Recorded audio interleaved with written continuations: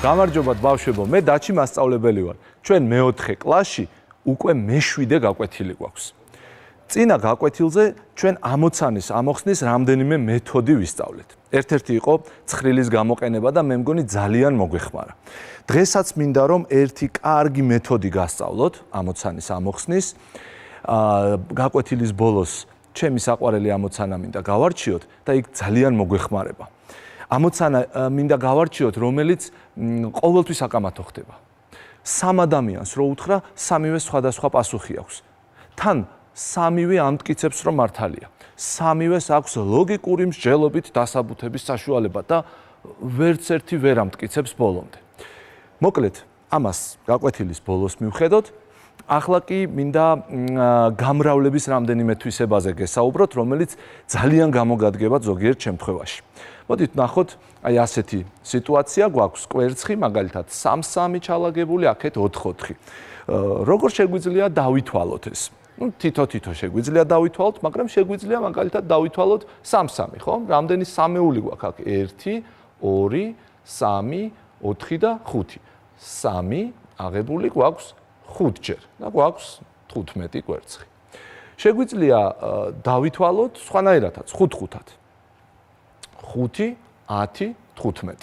ანუ 5-ეული აღებული გვაქვს 3-ჯერ. რა თქმა უნდა, კვერცხების რაოდენობა ისევ 15 იქნება. გამოდის რომ თანამამრავლების ადგილების შეცვლით ჩვენ ნამრავლი არ გვეცვლება. შეგვიძლია აქაც შევამოწმოთ. მაგალითად 5, 10, 15, 20. 5-5-ად თუ დავთვლით, 5 აღებული 4-ჯერ 20 და ასევე შეგვიძლია დავთვალოთ 4-4-ად 4, 8, 12, 16, 20. ესე იგი 4 აღებული 5-ჯერ მაინც გამოგვდის 20. ახლა მე მინდა ასეთი რამ წარმოვიდგინოთ, რომ ოთახში ყუთები დალაგებულია ერთმანეთზე და კუთხეში არის მილაგებული. ჩვენ გვინდა რომ დავითვალოთ. ახლა ეს ყუთები მე რო ავდგე და ამის გადმოლაგება დავიწყო, არ იქნება თლად მოსახერხებელი, ხო? ამისათვის გამოვიყენებ იმას, რაზეც ჩვენ წეგან ვისაუბრეთ. ნახეთ, რას გავაკეთებ. წინიდან შევხედოთ. ჩვენ გვაქვს 1, 2, 3, 4, 5 ცალი კუბი ასე დალაგებული და 1, 2, 3, 4, 5, 6, 7 ცალი ასე დალაგებული. ესე იგი ჩვენ გვაქვს 5 აღებული 7-ჯერ. ხო? ანუ 35 ცალი გვაქვს აქ. ახლა ნახეთ, ასეთი ფენა რამდენი გვაქვს? დააკვირდით, რამდენი ფენა გვაქვს? 4, ხო? აი უკეთესად რომ შეხედოთ. აი ასე შევხედოთ. სხვადასხვა ფრად მოვნიშნე და უკეთესად ჩანს. ნახეთ, 1 ფენა, 2, 3, 4. დაუბრუნდეთ უკან. ესე იგი გამოდის რომ ჩვენ 5-ჯერ 7 ან 35 გვქონია კიდევ 4-ჯერ აღებული. ესე იგი ჩვენ გვაქვს 5 აღებული 7-ჯერ ეს წინა ფენა და ასეთი ფენა გვაქვს 4-ჯერ აღებული. ეს საბოლოო ჯამში თუ გავამრავლებთ 35-ს 4-ზე, მივიღებთ 140. 140. ახლა ნახეთ. ეს ერთი ვარიანტი. მე შემიძლია სხვანაირადაც დავთვალო. მაგალითად, გვერდიდან რო შევხედოთ, აქ მე მაქვს 4 ცალი კუბი და 1, 2, 3, 4, 5, 6, 7 ცალი ისევ სიმაღლეზე. რა გამოვიდა? ესე იგი 4 აღებული გვაქვს 7-ჯერ, ანუ 28 ცალი გვაქვს. ახლა შევხედოთ ასეთი ფენა რამდენია. ჩანს ხომ 5 ფენა, მაგრამ მაინც მინდა რომ გაჩვენოთ. დავიდეთ აქეთ სლაიდზე. აი 5 ფენა.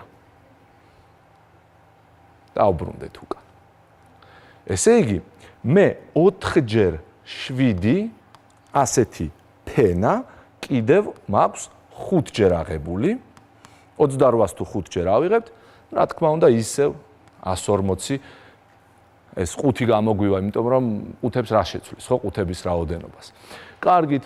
ახლა მე კი ვთქვი, რომ ეს კედელთან არის მიდგმული მეთქი და ზემოდან ცოტა რთული იქნება ამის დათვლა, მაგრამ ჩვენ შეგვიძლია ხა ხედავთ, ხო, რა ხდება ზემოთ. ნახეთ, თუ ზედა ფენაზე დავითვლით რამდენია. ზემოთ გვაქვს 1, 2, 3, 4, 5 და ასე 4 აქეთ. ესე იგი 5 აღებული 4-ჯერ, ეს გახლავთ 20 და ასეთი ფენა რამდენია, ესეც ვნახოთ. ეს არ არის რთული გამოსაცნობი, მაგრამ მაინც მინდა რომ ეს ამას შეგახედოთ თქვენ. აი 1 2 3 4 5 6 7 ფენა გვაქვს ასეთი. ესე იგი, ჩვენი 20 რიცხვი 20 უნდა გავამრავლოთ 7-ზე, ანუ 5 ჯერ 4 აღებულია 7 ჯერ და აქაც გამოგვივა 40. დააკვირდით. ესე იგი, არ აქვს მნიშვნელობა მე რათან მიმდევრობით გავამრავლებ რიცხვებს ერთმანეთზე. 5-ს გავამრავლებ 7-ზე და მერე 4-ზე, 4-ს გავამრავლებ 7-ზე და მერე 5-ზე, თუ 5-ს გავამრავლებ 4-ზე და მერე 7-ზე, შედეგს ერთი და იგივეს ვიღებ. ეს ძალიან შეიძლება გამოგვადგეს ჩვენ რაღაც კონკრეტულ შემთხვევებში. ნახეთ. თუ მაქვს მაგალითად აი ასეთი სიტუაცია, 25 უნდა გავამრავლო 79-ზე და მერე მიღებული 4-ზე. თუ გამოვიყენებთ იმას, რაც მე წეღან თქვი, მაშინ ჩვენ შეგვიძლია ჯერ 25 4-ზე გავამრავლოთ და რას მივიღეთ? 100. და შემდეგ ეს 79 გავამრავლოთ 100-ზე. და გამოგვივა 7900. ქვემოთაც შევხედოთ. 25 მრავლდება 50-ზე, მიღებული უნდა გამრავლდეს 4-ზე, ეს მიღებული კიდევ 2-ზე.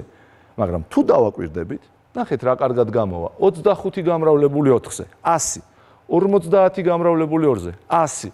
100 გამრავლებული 100-ზე, გამოგვივიდა 10,000. აი ასე გამოგვადგა ჩვენ ეს მეთოდი. ახლა ეს გემრიელი მარწყვები, მე მინდა მარწყვებზე გესაუბროთ და კიდევ ერთი თვისება გამრავლების განვიხილოთ. ნახეთ, აქ მე მაქვს 3 მარწყვი, მაგალითად ასე შემიძლია შევხედო 3 მარწყვი და კიდევ 6 მარწყვი, ხომ? 3 და კიდევ 6. აბა შევხედოთ. ესე იგი, აი ეს 3 პლუს 6, აი ეს 3 პლუს 6, აი 3 პლუს 6. მე ასეთი ფენა რამდენი მაქვს? 1 2 3 4 5. ანუ 3 პლუს 6 უნდა ავიღო 5 ჯერ. შემიძლია პირიქითაც დავწერო, როგორც ვნახეთ, თანამამრავლების ადგილების შეცვლით ნამრავლი არ იცვლება, შემიძლია ასეც ჩავწერო და ახლა ნახეთ რა მინდა გავაკეთო. ესე იგი, ჩვენ გქონდა აი ეს 3 აი ესე 6 ხომ? 6 და 3. ახლა ნახეთ. 3 აღებული 5 ჯერ. 3 აღებული 5 ჯერ. ან 6 აღებული 5 ჯერ. ნახეთ. 6 აღებული 5 ჯერ. ესე იგი რა გამოვიდა? მე მაქვს 3 აღებული 5 ჯერ და 6 აღებული 5 ჯერ. აი, აქ შევხედოთ, ზუსტად იგივე გამომდის. 3 აღებული 5 ჯერ და 6 აღებული 5 ჯერ. თუ ეს წავშალოთ, რომ ხელი არ შეგვიშალოს, აი ასე.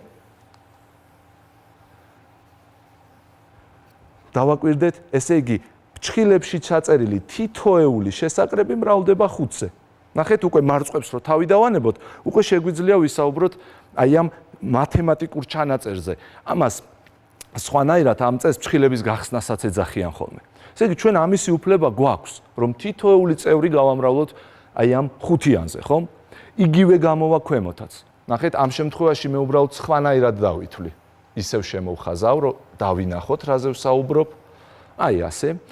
და შეხედეთ, ახლა ამ შემთხვევაში მე 5 მაქვს აღებული 3 ჯერ, 5 აღებულია 3 ჯერ, აქ კი 5 აღებულია 6 ჯერ. 5 აღებულია 6 ჯერ და ესენი უნდა შევკრიბო. ესე იგი 5 აღებული 3 ჯერ და 5 აღებული 6 ჯერ. აი, ზუსტად იგივე გამოგვდის აქაც. თითოეული თანამამრავლი უკაცრავად შესაკრები შემიძლია გავამრავლო 5-ზე. ეს წესით შეიძლება ძალიან გამოვიყენოთ. ნახეთ. მაგალითად მაქვს 215 გასამრავლებელი 6-ზე. ამ შემთხვევაში 215 შემიძლია მე ჩავწერო, მოდით ეს თეთრი ფერი ავიღოთ. ესე იგი 200 10 და 5. აი ასე შემიძლია დავშალო თანრიგის ერთეულებად და ახლა ცალ-ცალკე გავამრავლო. 200 ცალკე გავამრავლო 6-ზე, ეს არის 1200, 2 × 6 და 2 0 მიუწერე. 10 შემიძლია გავამრავლო 6-ზე, ეს არის 60, 5 შემიძლია გავამრავლო 6-ზე, ეს არის 30 და საბოლოო ჯამში გამოგვივიდა 1290. არ დამჭირდა ქვეშ მიწერა, ზეპირათაც ძალიან ადვილად შევძელი. კარგით, ესეც წესები. ის წესები, რომელიც თქვენ დარწმუნებული ვარ, ხშირად გამოგადგებათ. ახლა დაპირებული ამოცანა. ამოცანა, რომლის შესახებაც, როგორც გითხარით, ესე იგი მუდმივი ყამათია. პირობა მარტივია, მარტივი კი არა, უმარტივესია. რაში მდგომარეობს, ესე იგი, პირობა ამოცანის. მივედი მაღაზიაში, შევიძინე ქუდი, 7 ლარად. გამოვედი მაღაზიიდან და შემხვდა ვიღაც კაცი და მითხრა, რომ ძალიან მოეწონა ეს ჩემი ქუდი და მეუბნება, რომ 8 ლარს გადაგიხდი, ოღონდ მომეცი ეს ქუდი. ავდექი და მივყიდე 8 ლარად. მოვბრუნდი მაღაზიაში, შევედი და აღმოჩნდა, რომ ეს ჩვენი ქუდი 7 ლარიანი უკვე 9 ლარი ღირს. ნუ მინდოდა ეს ქუდი, ამიტომ ავდექი და ვიყიდე 9 ლარად. 7 ლარიანი. 2 ლარით ძვირად მომიწია ყიდვა.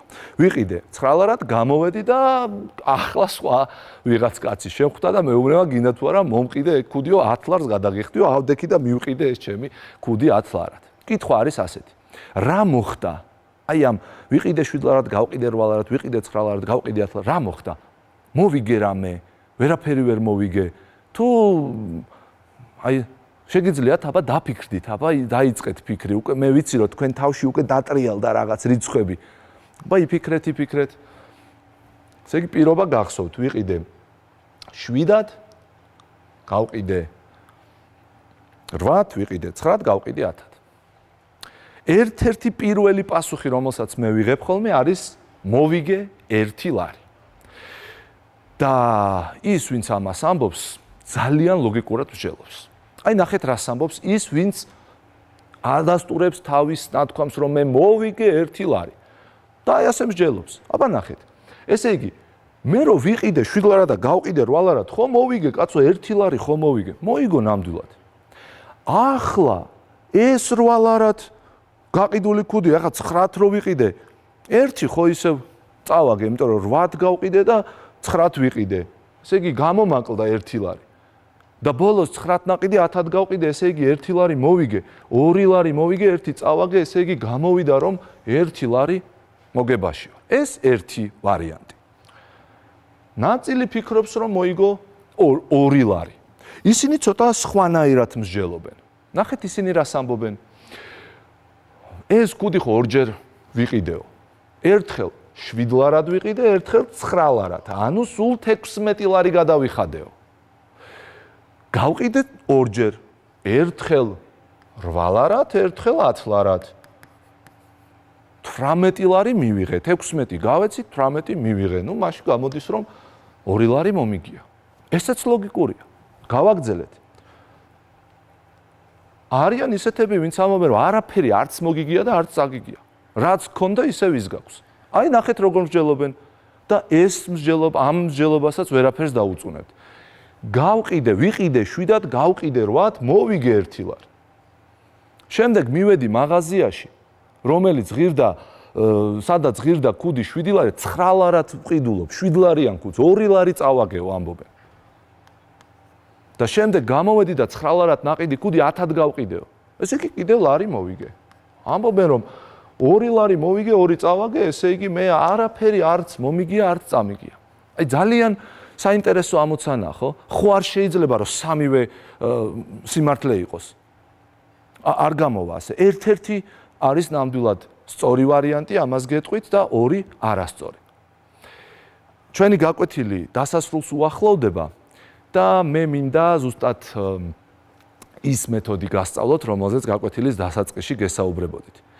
ეს არის დაშვების მეთოდი. დაუშვათ ჩვენ გვაქვს თავდაპირველად 20 ლარი.